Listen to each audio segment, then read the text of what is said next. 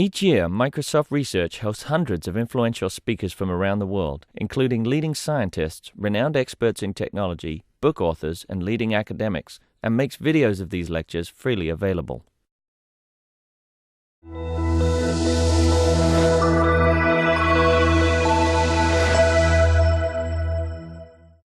Thank you for coming.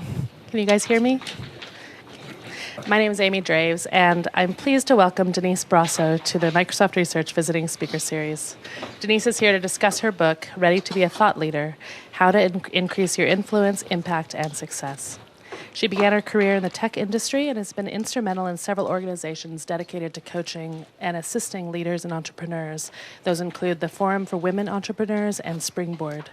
She is the CEO of Thought Leadership Lab, where they specialize in helping leaders to harness their experience and networks to scale their impact and influence. Please join me in giving her a very warm welcome. Thank you.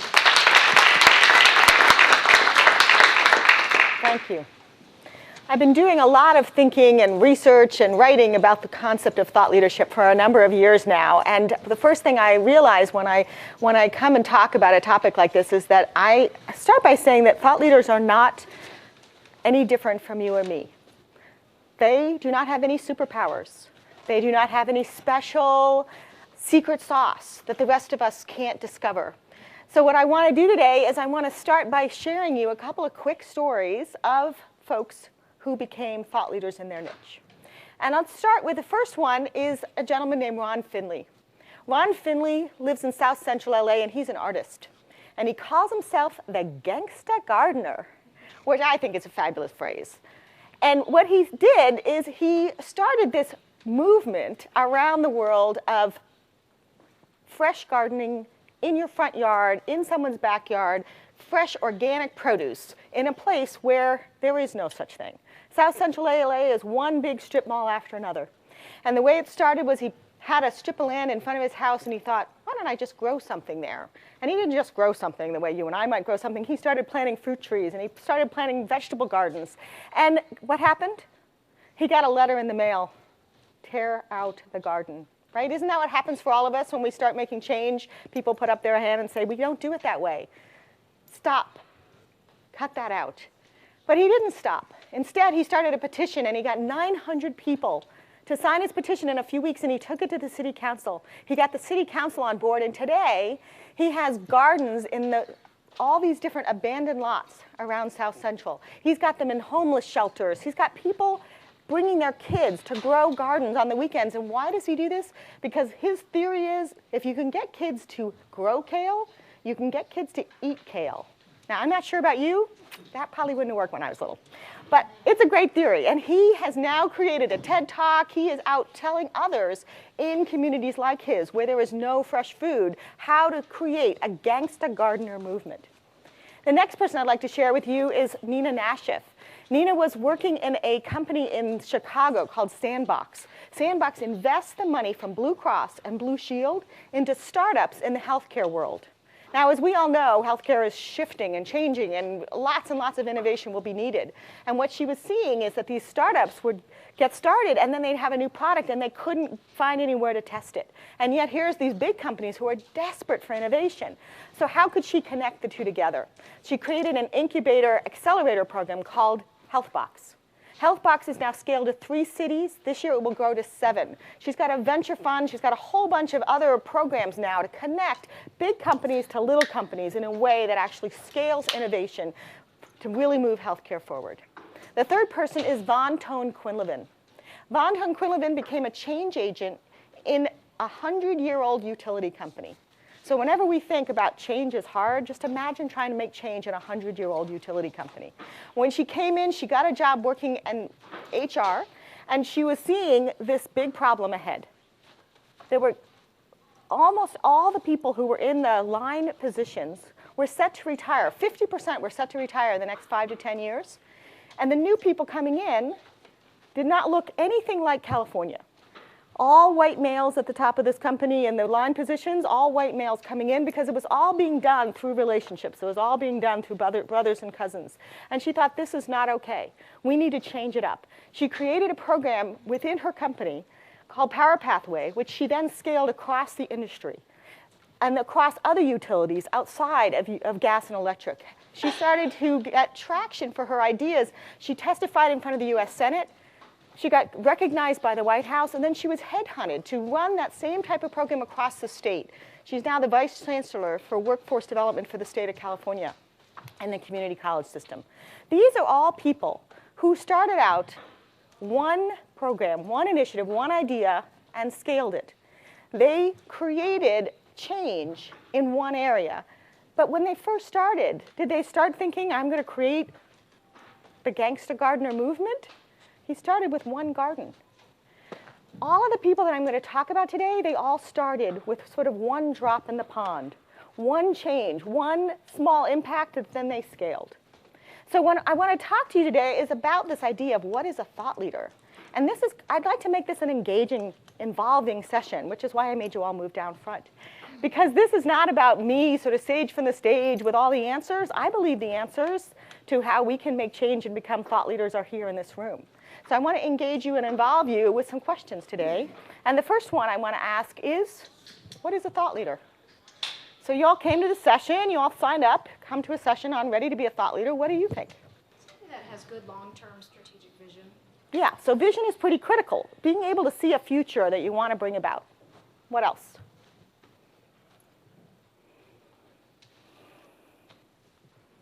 Someone who can inspire others and share their ideas.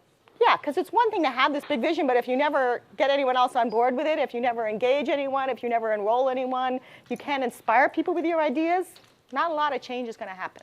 What else? Somebody who has an appetite to take risks. An appetite for risk. And I think that is actually a very interesting conversation because most of them would tell you, most of the people that I interviewed, most of my clients, they would tell you that that is the piece that is the hardest. Right? They may have a big vision, they actually may be good at inspiring, but there's often that risk factor. Because most times when you're a thought leader or you're a change agent, you're doing something different than has already been done, has always been done. And now you're trying to enroll people to do something in a new way, and that's risky. It's risky for our careers, it's risky for just actually implementing change in whatever organization or whatever idea we want. What else? What else is required? Someone with strong conviction and passion and believe in what they're driving. I do think that passion is the critical component. So when I was writing the book, the sort of the first chapter that I wrote is really about this piece of passion. Because if we can't find that, thought leadership does not happen overnight. You don't suddenly wake up one day and you're not the go-to person in your space. It takes some effort, it takes some initiative, it takes some stick-to-itiveness. So if you don't have a passion around it, it's not going to happen. That is kind of a core, and a passion that is consistently moving you forward is what it takes to actually make real change. Somebody that's creative and thinks outside the box. Creative and thinks outside the box. Thank you. I agree with that, absolutely. Because it's not as easy, I would say, to get people excited about something that's kind of the same old, same old. We've already been doing that. It is sometimes about stepping outside. Now I'm gonna come back to that point later because it's not always about something completely new. It can actually be driving something forward that's already in the conversation. So we'll cover that a little bit later. Anybody else? Anything else we want to add? Thank you. Not only having the vision, but have like the capacity to do the homework and the research and collect the data to actually back it up. So what you're saying is not just having this sort of, oh, we should go this way, but having something to back it up, some data, some research. I understand that. And what I would say is it starts, I think, with some expertise. People often ask me what's the difference between an expert and a thought leader.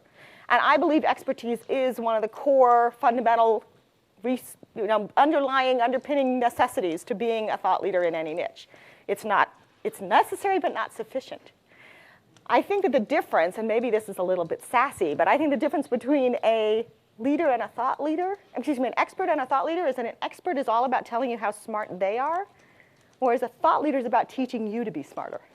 They're all about helping you to uncomplexify the information and really get on board with new ideas and see a future that they see.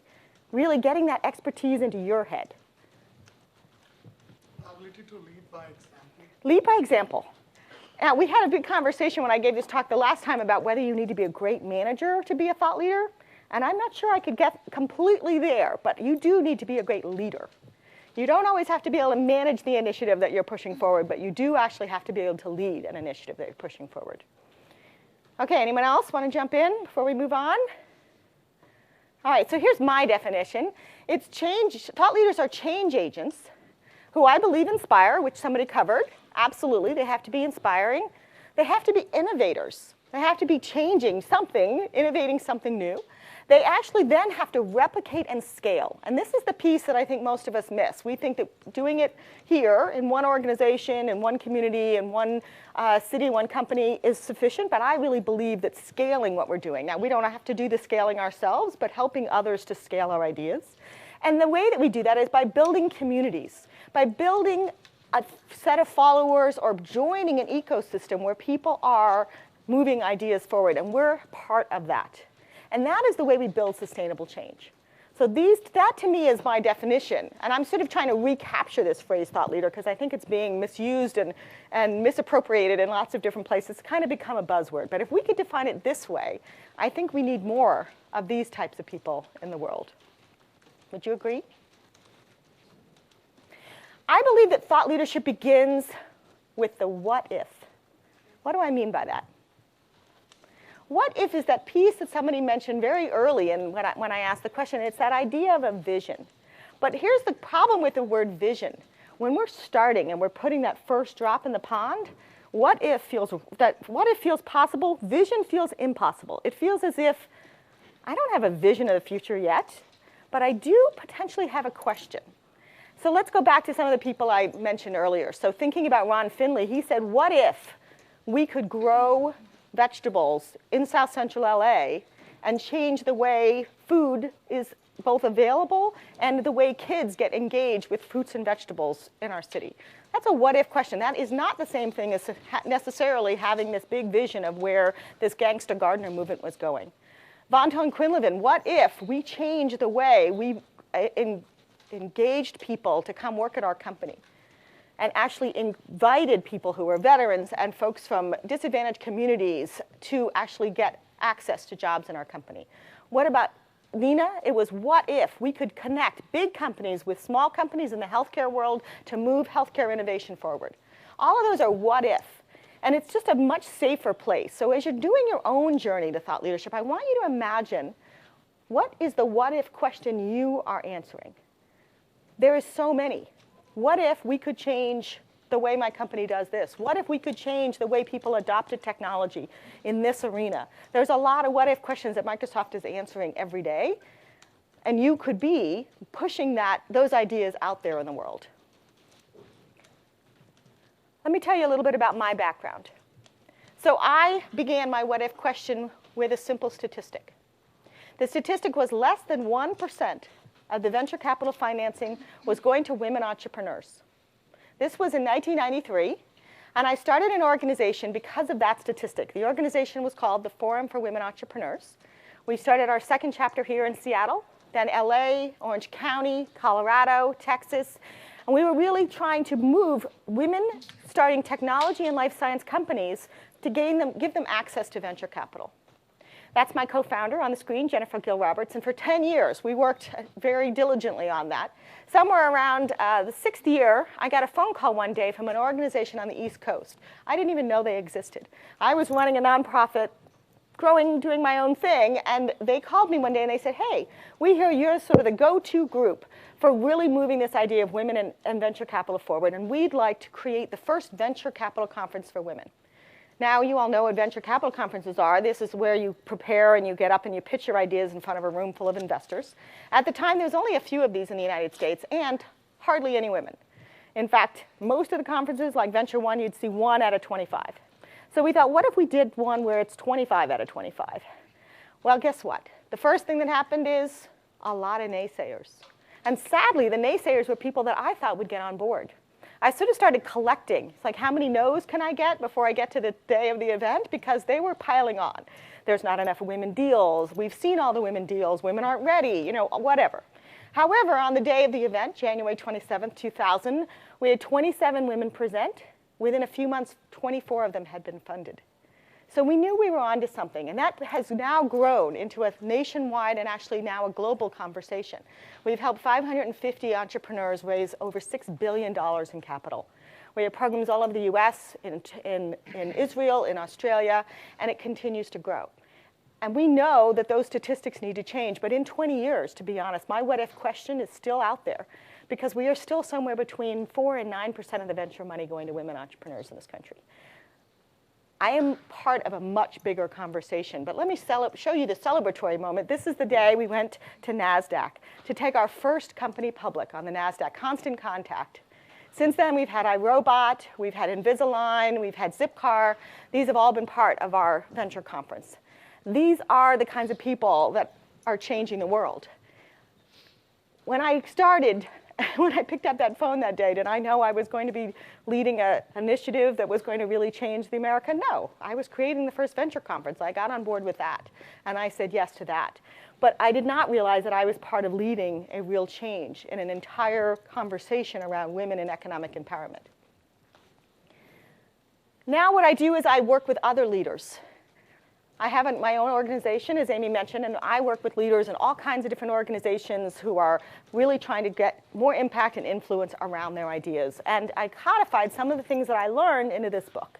And the reason I did that is because I just got first of all, I got really excited about the idea about more thought leaders in the world. But second, I realized that I wish I'd had a book like this. When I first started the organization in 1993, if somebody had handed me this book, I would have gotten a lot further, a lot faster. So what I want to do today is talk a little bit about why should you do this. You all came to this talk. There must be some reason why you think this might be a good idea. So why be a thought leader? What do you think? What's in it for you? Because it has to be something in it for us, or we would never bother. You can't do it alone. If you can't leverage other people to do what you think needs to be done, your input or your ability does not scale. And so if only you do it, it kind of never works.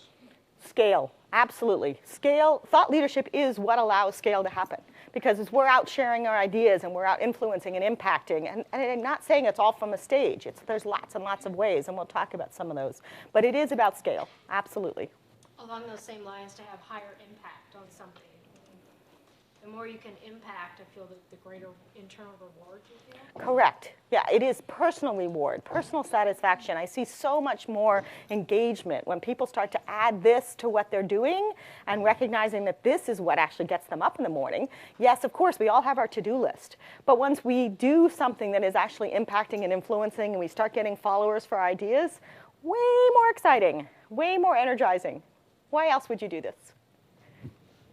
When you have the what if question, you can wait for somebody else to take the initiative to start it, or you can be a thought leader and take it off yourself. Yeah, so one thing that we know is if you have a what if question, you can start planting that seed in other people, and you can get them to move. But often they don't necessarily move the way you want them to. They don't move as fast. They don't move in the right, whatever. So it will galvanize most of us. Once we have that what if question that becomes our own burning passion, we want to get on board to do something. We want to get others on board to help us do it.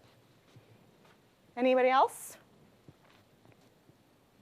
So I think it's 4 things. I think it is all about influence, impact. It is often about income, interestingly enough, and legacy, leaving a legacy that you're proud of. But most important is this piece, and that is about career insurance. Now, we all buy health insurance, we all buy life insurance, but what if we had career insurance? What do I mean by that?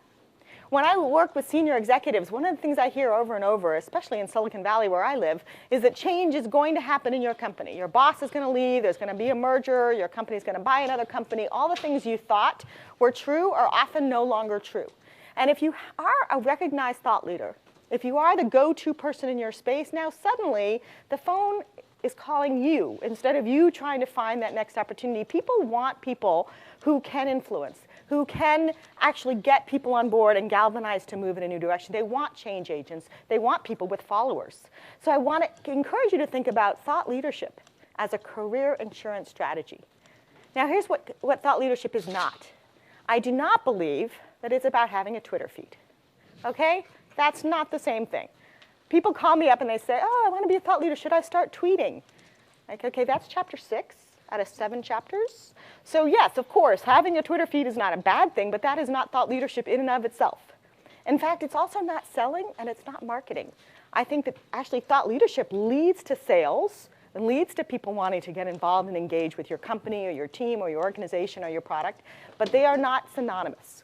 Nor is it self-promotion.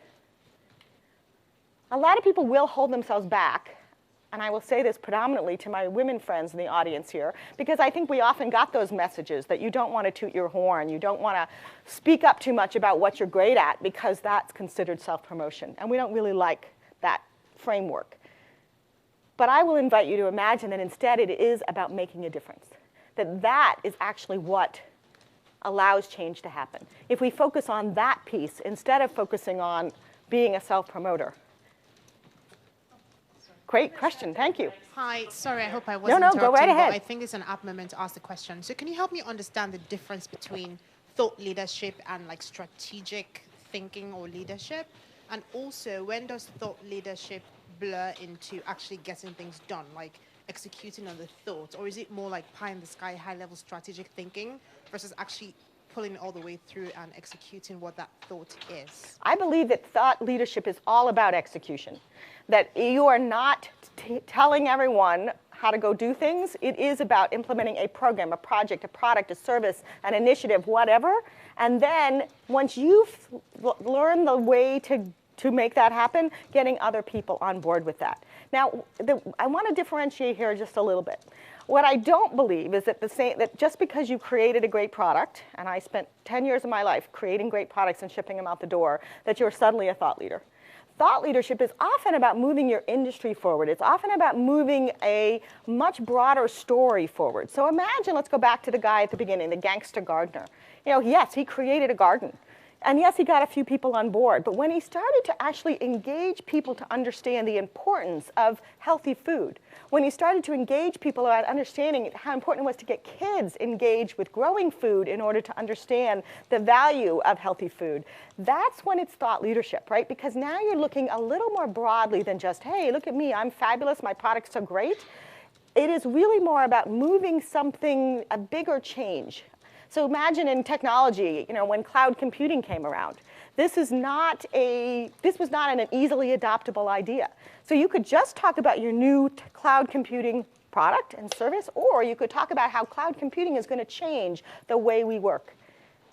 That, to me, is the difference here in how I think about selling and marketing versus thought leadership. It's really engaging people around a big idea and actually changing an industry or changing the way things have always been done. Is that clear? Yes, thank you. You're welcome.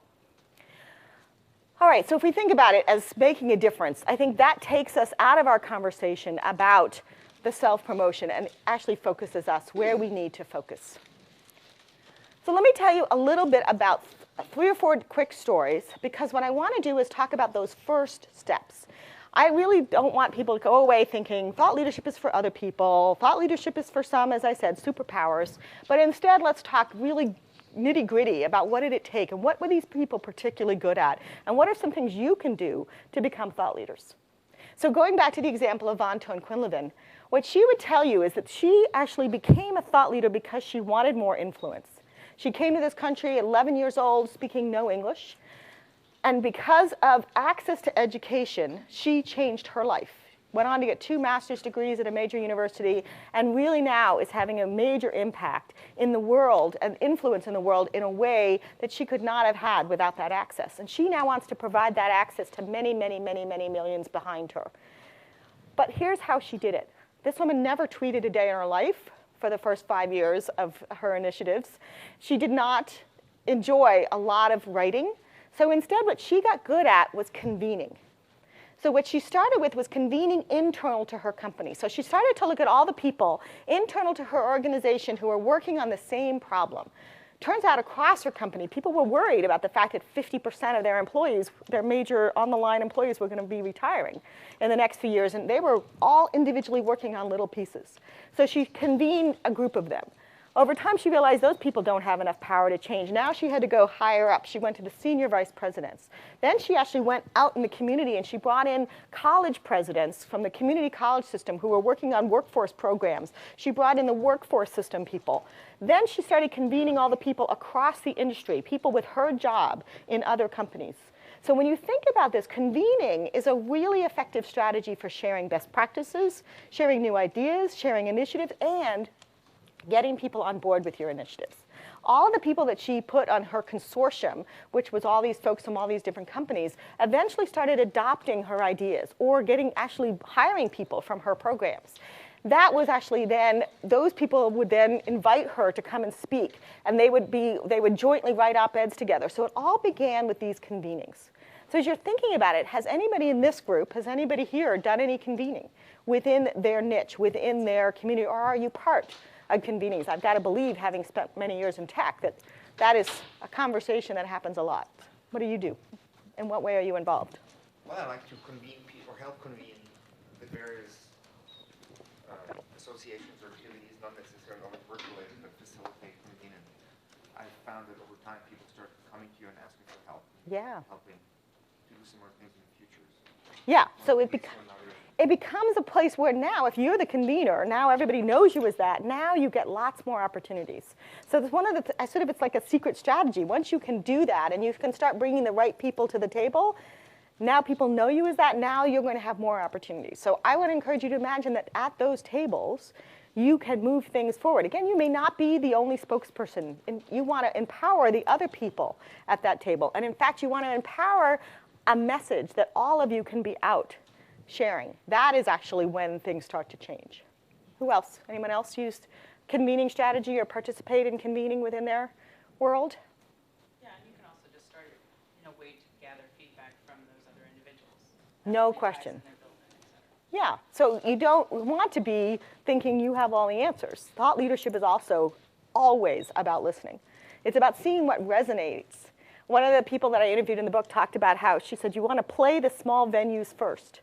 What does she mean by that? She said, this idea of going as a comedian, you don't go to the Grand Opry and try to get laughs from 500 people. You want to start in a really small venue. Similarly with all of us, you start your ideas, your what if future with a few people and you test it. And then it starts to get bigger and bigger, and that feedback loop is what actually allows us to know that we're on the right track, to integrating other people's ideas.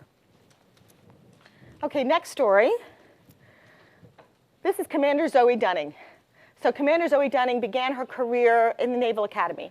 She spent many years in the military, promoted a number of times, left the military, went into the reserves, and went to business school. As she was graduating business school, Clinton was coming into office. And what happened was that the new initiative, Don't Ask, Don't Tell, started to become widely accepted as the new normal within the military. Zoe realized that people like her, as a lesbian, were going to be immediately shut down in a way that had never been what she expected to be part of her career.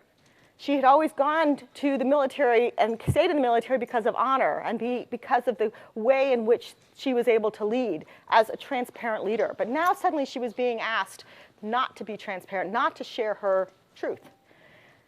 She made a decision to go to a rally, knowing full well that they would try to push her out. And within 24 hours of going to that rally, they immediately started trying to transition her out. But unlike every other person, she actually won the case against the military.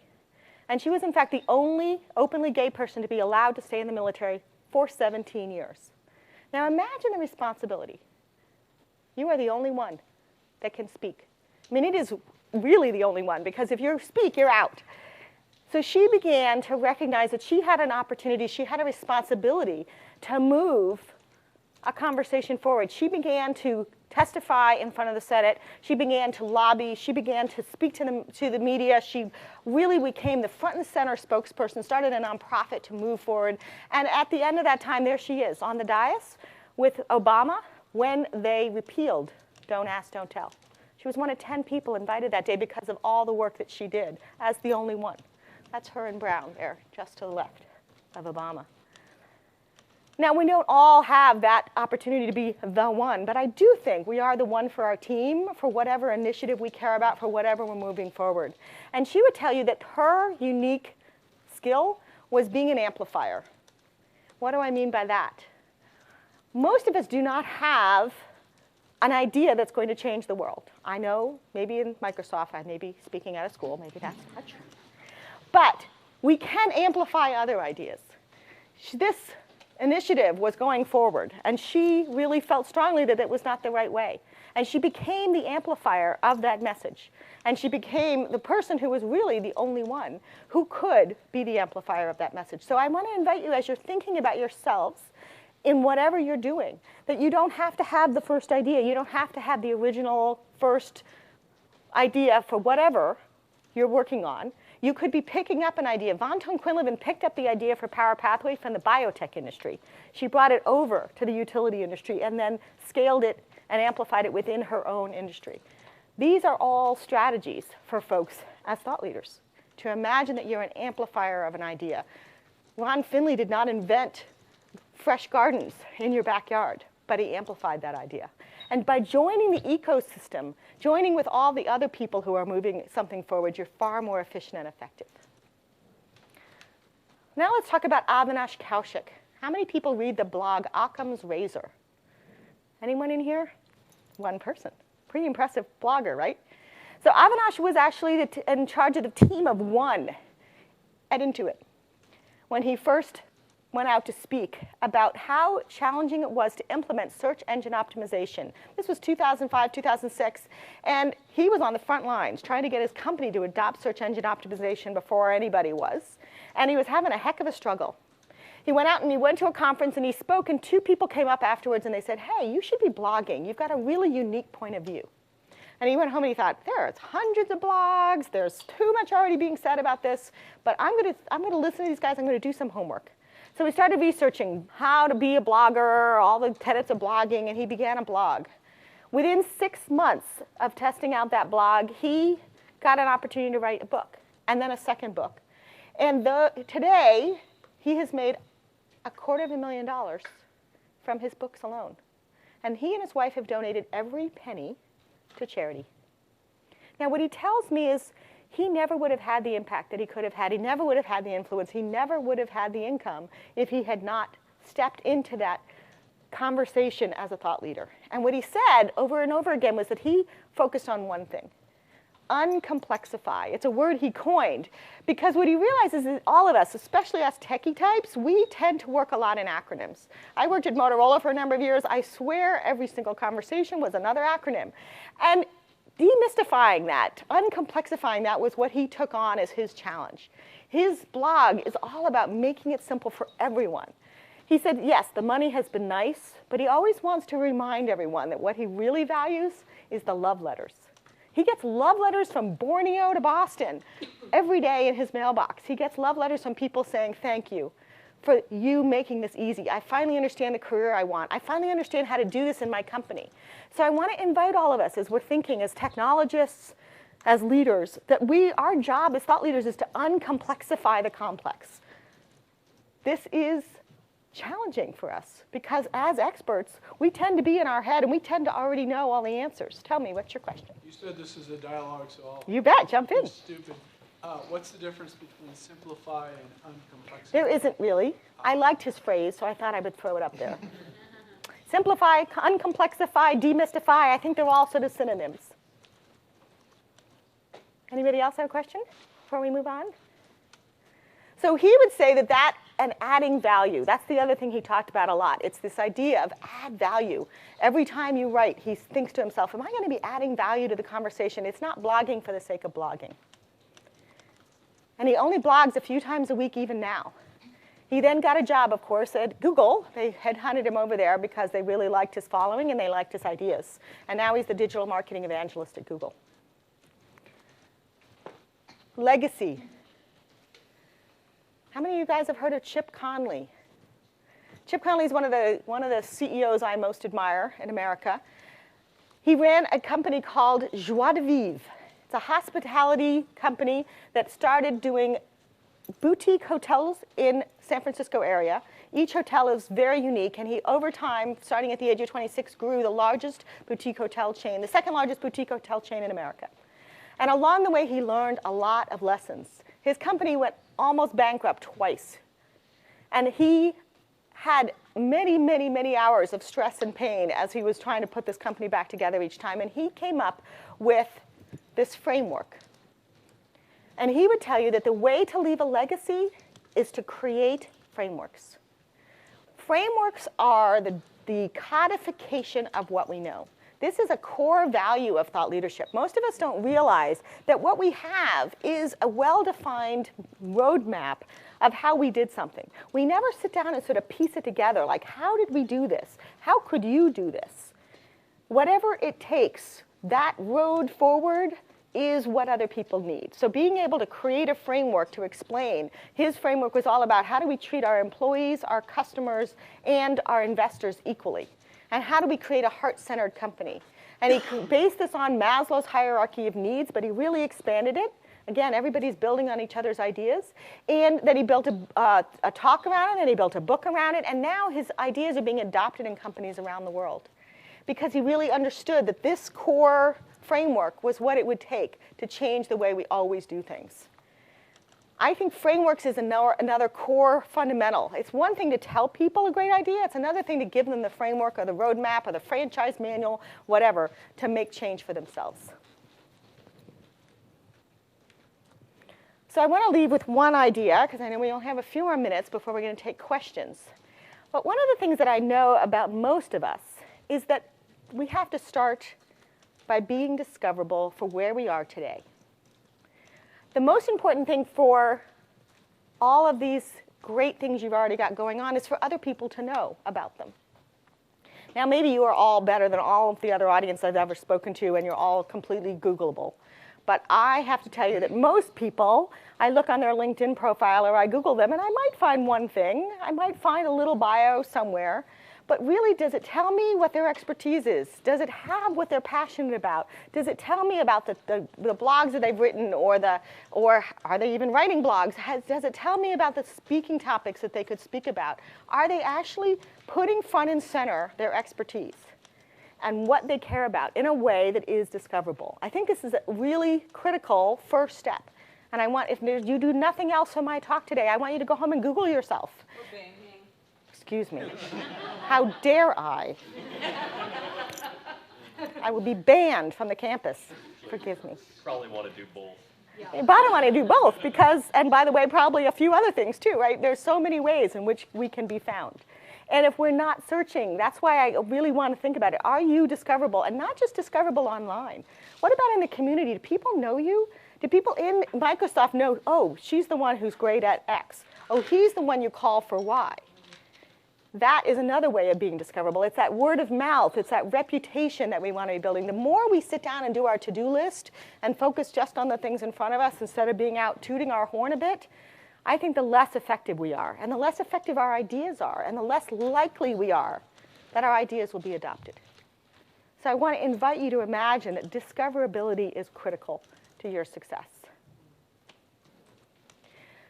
But it all begins here. It all begins with nurturing your inner lion. What do I mean by that? Isn't he cute? We all get up in the morning and we look in the mirror. And there are days we look in the mirror and we see the mighty lion. And we think we can accomplish and achieve anything. And then there are other days where we see a little tiny kitten. In the book, I talk about one of my clients shared this, that to her, it was the itty bitty shitty committee that was holding her back. Anybody got one of those? It is, right? It's just so true, though. We all have that little voice that says, oh, you can't do that. You're not that great. Somebody's going to find out that you're not that great. Whatever those stories are, the cultural stories, the family stories, the social dynamics around us, the people that hold us back. Nurturing your inner lion means firing the committee kind of every day, saying thank you, but I'm not really listening to you any longer, and also surrounding ourselves by those who champion us. Surrounding ourselves by those who believe in our ideas and want to get on board and get excited by helping us move them forward. So inviting your team, that's a great first step. But thinking about who outside your company, who maybe outside your niche could be part of your conversation. That is nurturing that inner lion and stretching so that every day you're seeing the lion in the mirror. Thought leadership is about being known, but it's also about being known for making a difference.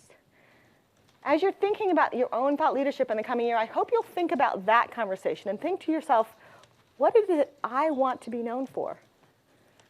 That, I think, is the core question for all of us as we're developing thought leadership. What do you want to be known for? So I'm going to be taking some questions here. I know one or two of you are going to sneak out. I get that.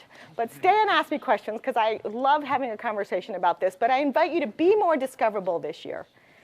I invite you to be discoverable, not just for yourself, but for the team that you're on, for the projects that you're doing, for the initiatives that you care about, for the ideas that you want to make change around in your company, in your community, in your industry. And if I can be of help to you, I hope you'll give me a call. If people want to leave me their email address, I have a whole series of worksheets now sort of to help people move forward on their thought leadership that go with the book. I'm happy to send you those. Or drop me an email, denise@thoughtleadershiplab.com. I really believe that this is important. And the folks in this room are the future thought leaders. If you're not already on the path, today is the day to start. Thank you.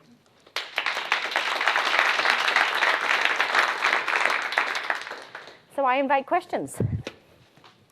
Please. Yes? Denise, how do you think or react to the common phrase about, there's a common phrase about, it's not what you know, it's who you know? Yeah, so there's actually 2 chapters in the book on this conversation, because I think it is all about that.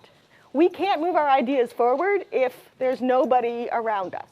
It is that, I mean, the idea of moving an idea forward is putting it out in the world. And the idea of creating that followership, that ecosystem around us. So the first step in the book is that passion piece. The second step is really around starting to test your ideas with different folks, sort of putting that first drop in the pond with your inner circle. And then the next is really around activating your advocates, which is how can I get people with a big following to get excited about my ideas? How can I amplify my ideas by connecting in with communities that are already happening in my ecosystem? So it is absolutely that. And then I think the other half of what you're saying is, how can I make sure that people know this is my niche? How can I make sure that they call me? That is a critical component of this. So yes, your network is, and what the sad thing is, just to take this one step further, I've had many people, 20-year careers, who have built a network of only 100 people. That is not going to serve you going forward. I know it's really easy to do the to-do list. It's really easy to work 100 hours a week on what we have in front of us. But if you are not connecting to people in your industry, you are not a well-known person. You are not the go-to person, and you are not going to be having that career insurance that's really critical. Because there's nothing that guarantees that change isn't going to happen in your industry tomorrow. Does it always have to be about thought or ideas, or can it also be about qualities? For instance, if someone's known in their workplace to be, let's say, a facilitator or making things happen or positively impacting, influencing everybody around them and getting things achieved that way. So I know your book is about leading thoughts and ideas, but have you witnessed the other way around when it's, or the other thing where it's more about qualities and maybe indirect impact you're having? So here's how I would differentiate. What I would say is we all need those kinds of skills, right? We need the skills of bringing people together in order to do thought leadership. But in service of what? So I always think that if I am creating, facilitating, engaging, and enrolling people, it's in service of something.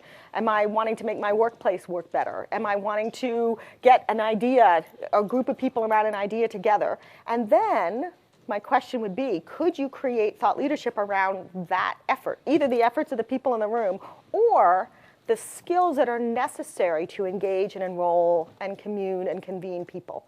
That, I think, people can develop thought leadership around. I mean, you could speak to people about, here's how to do it and here's how not to do it. Here's what is working in our company and here's what's not working. Here's what really is changing, collective impact. I mean, this is one of the new phrases and buzzwords in this world, collective impact. So in the nonprofit world, what we're seeing is collective impact is actually getting lots and lots of nonprofits to work together. People are developing whole thought leadership around that, and it's really hard. So the more you're actually tackling something that people are not good at naturally, something that you do have some talent, you're seeing some best practices, you have some ideas around, then I do think that, so it's all about ideas anyway, right? That is absolutely a platform. And if it's your skill set, I invite you to go for it, because there's not many people who are good at it. What kind of insight or suggestions would you have to kind of handle those naysayers or big roadblocks that you see when you just know you have a good idea, but people are like, no, you can't do it, it can't be done, we already tried it, get back to what you're doing. I mean, any insight on how to handle that? Yes and no. Every situation is a little different. So I'm not going to be able to give you one size fits all. But I spent a lot of time in one of my chapters talking about a couple of things on this topic, because it's kind of the core thing of change. Change is all about overcoming naysayers. But one of the core things I learned was from a woman who, in a session I went to called the Op-Ed Project. Anybody heard of the Op-Ed Project? opedproject.org. So the Op-Ed Project was started by a woman, Katie Ornstein, who looked around and said, if you look at the op-ed pages of America, they are almost all white males over 50. And we need to shift that. So she started an initiative across the country teaching one-day seminars to folks on how do you write a good argument? How do you get a great op-ed written? And the one thing I came away from a lot of things from her training, but the one core thing that was so fundamental that I'd never thought about is we need the naysayers, because they actually tell us what we must overcome in order to change people's minds. The research that she did in op-eds over and over again is that she would say, did this op-ed change your mind? Did this op-ed change your mind? What makes you change your mind? And she did research. And what she learned is that if we do not start by acknowledging the other point of view, we will never get people on our side. I mean, I think it's why some of the news stations don't work, because they're always talking their own point of view, and they're not recognizing and honoring the other side. So she uses a framework around saying, to be sure, you may have always thought this, but here is why the other point of view might be more correct or newly correct or whatever. Again, not undergrading or degrading people who don't agree with you. So the naysayers are critical important. The second reason the naysayers are important is because as they talk, they give you the clues to help get you on board. So we need to be listening to them. As having spent many of my years in my career working with entrepreneurs, being an entrepreneur myself many times over, those naysayers are really kind of gifts, because they're telling you how everybody thinks, the normal behavior, the absolute always been done. That's the only way I'm going to get to change people. If I don't know how they think, I can't change their point of view. So I sort of started collecting them. And I kind of tell people, entrepreneurs, you're kind of more successful the more no's you get, as long as you're listening. Mm-hmm. It's not just to collect no's and not to argue and not to get defensive, but it is about getting that underlying knowledge that they're sharing with you. And if they're vehement and passionate, all the better. Those are the people I really want to win over, because if I can win them over, my gosh, the world is my oyster. Because now I can get them out saying, here's why I changed my mind and here's why I agree with her. So it's kind of, it's like a reframing of no. And I will also invite the other side of that coin, which is it doesn't always work. Sometimes you just need to leave them on the sidelines and keep going, because there's always naysayers. Thank you for your feedback. I'm fascinated by that. So you mentioned our thought leaders always come up. They always have a framework, a legacy which people can understand and follow. You being one of them. In your book, I just flipped through the pages. You have a framework, a step-by-step guide. So a common person aspiring to be a thought leader, there are so many frameworks around, so many books and authors teaching you how to be a leader, a thought leader. How do you kind of rationalize, okay, there is a framework there, there is yet another framework there. Which one do you choose? Do you have time to kind of experiment each of them and, hey, this works for me or this does not work for me? So if I have to make a pick, how do I make a pick and say, okay, this is the framework I want to pursue and see if it works for me? So I'm going to answer that question in a little bit of an unusual way. I'm going to tell you a little quick story. I was, one of the things that's been out about the book being out for the last few weeks is I've had a lot of opportunities to be interviewed about the book. And one of the places that I was recently interviewed is a place called the Leader Lab. And the Leader Lab, LDRLB, is a guy named David Burkus. And I said to him, how do you pick your guests? It's a podcast. He's on iTunes. And he said, I flip to the footnotes. Like, what do you mean? He says, I always want to know who is it that you based your knowledge on in order to decide whether I'm going to trust you. So I would just want to invite you to imagine that as you're looking at a framework, you want to see where did they get this from? Where did they base this on? Where was it something that was tried and true and they added to it? For example, like Chip Conley, he based it on Maslow's hierarchy of needs. We've all learned that in the 7th grade. I mean, it's been around for years. And then he built on it and he added to it and he used today's world built on that. So I actually always want to sort of vet the sources, vet who's already following that framework. If 7 people I respect have already adopted that, that's the one I'm going to start with. Now, it may not work for me and I may have to chuck it, but if I can start there, I think that's a really interesting way to judge. And interestingly enough, it's also why we need to be discoverable for our communities and our connections, because people are judging us by who we're hanging out with. They're judging us by who we're basing our ideas on. So thinking about that too is that people are doing that same vetting of us. So the more we can make it clear, there's a wonderful book that I read recently called Steal Like an Artist. Has anybody seen this book? Really fun book, and it's all about how everything in the world is based on something else. There's no new ideas. They're all being, especially in Silicon Valley right now, I feel like it's 1999 all over again. I'm waiting for pets.com to come back. I'm sure it's going to happen. Anyway, the reality is that we have sources. And the more we can build on trusted sources that are well-researched and well-relied on, the better. And deal liberally. Don't think you have to come up with it all from scratch. I thought that was it made me feel so much relief hearing that. Who else? So, talking about nurturing the inner lion. Okay, sorry, I have to have the microphone because the poor folks, and I hope somebody online has a question. I know there's a bunch of them on there. So, Talking about that nurturing the lion, yes. Inner lion. So, for example, when I go to the gym or exercising, running, I get a lot of ideas like what I should be doing and not, but there is also to-do list when I go home, right? Yeah. How do I make sure that I kind of make the ball rolling for the ideas that I got during the gym or Yeah, really hard, isn't it? I mean, it's the hardest because that to-do list is always there. I'm always feeling guilty because I have a to-do list. So what I learned from myself, and I've certainly seen work from many others, and I learned this from the startup world, is it's called masterminding. So it's getting other people together on a regular basis with a commitment that are all working on something that is non-competitive to mine and actually have a committed time in which you're going to work together. So my mastermind is 2 women, leaders, both of whom, one's written 7 books, one's written 9 books. So I felt like as a brand new author, I needed people who are going to be pushing me way outside my comfort zone.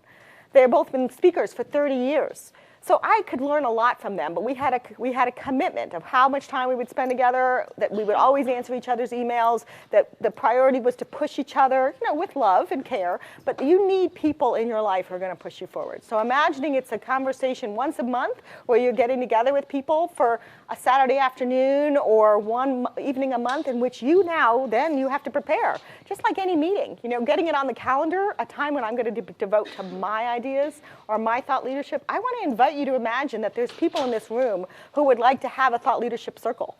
And you could all come together around those ideas and say, what are we doing to push thought leadership together? What about in our own teams? What could we be doing on our teams to push our ideas out? What would that change? Now it's on the to-do list, right? Because it's going to get done if it's on the to-do list. If it's always just in our minds, it doesn't happen. Would that help? Oops, wait, I have to get you the microphone since I've failed that on the first 10 people. So this group that you were a part of, yes. 2 women, very experienced. Yes. Were they personal friends of yours? One was. I did not know the other. Okay. So I see what's in it for you. What's in it for them? Why would they want me? Right. Okay, so here, I said the same thing. What do they want with me? Here's what's so funny. Technology, interestingly enough. I'm the geek of the crowd. So just a little, very small story is just recently, one of them was got invited to do a webinar. Hey, could you show me how to do that? I've never done a webinar before. I whipped up her PowerPoint slides, put that thing together. Right, that's one thing. But the second thing is that I'm always pushing them to think how technology can change their business. How can they really be using all the great technology out there in order to get their voice heard?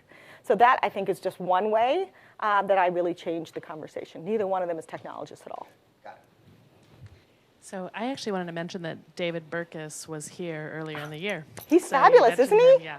He taught me about how to create a podcast, so I'm going to be doing podcasting now. Perfect. So his last name is Burkus, if anyone wants to look him up Yeah, and watch he's his worth. talk. And my thing is, I think, front and center on his page right now, my interview with him. Yeah, I just had one question on the title of your book. Yes. So it says, Ready to be a Thought Leader. And maybe I missed this earlier on. We've talked a lot, and I love the way you've talked about how to actually do it. But how do you know when you're ready to be one? How do you self-vet the quality of your thought before you go out there and push it forward? Okay, great question. And so I was writing this book, and I had this wonderful 7-step process, and then I realized, oops, what about that? So I actually added a pre-chapter on this topic because it's very important. I have a whole assessment in the book about sort of where you are, what you can check off, and what you still haven't done. So that's the first thing. Secondly, there's all these sort of characteristics that I think are common among, so I went, as I interviewed all these different thought leaders, I captured a lot of the common characteristics. And then some of the traits and the behaviors of thought leaders. So if you aren't yet there, here's some things you could be doing today. So for example, one woman I interviewed talked about be ready for when you're not ready. Like, okay, that seemed very odd to me. Like, how can I be ready for when I'm not ready? Well, to her, being ready for when you're not ready is being ready to be able to be cognizant and confident of what's going to come when somebody might just put a microphone in your face at an event. Can you talk about, do you have just a little quick summary of what you're doing today? Can you introduce yourself at a networking event? Can you actually confidently say, I don't know, I'll get back to you? Or do you blaze into a shade of red and you know, fumble all over yourself? So for my entire career, I've taken public speaking training. I'm constantly searching out other inspiring speakers that I can learn from. I take improv classes. I do all kinds of things to be ready for when I'm not ready. I've taken media training. I started this like years and years and years ago. And I just want to encourage all of us that those are key components if you want to do the speaking component of thought leadership. As I said, it's not the only way. Writers, writing classes, you know, there's lots of different ways in which to be a better storyteller. I think storytelling is critical. I think all of us have thoughts, but we're all not so good at creating them into stories in a way that compels and inspires. So that would be another thing. Are we ready to close up? Okay, unless we have more questions. All right, maybe I can take one last question before we close. Anyone have that last burning question? Okay, good. Thank you, Amy. Thank you all.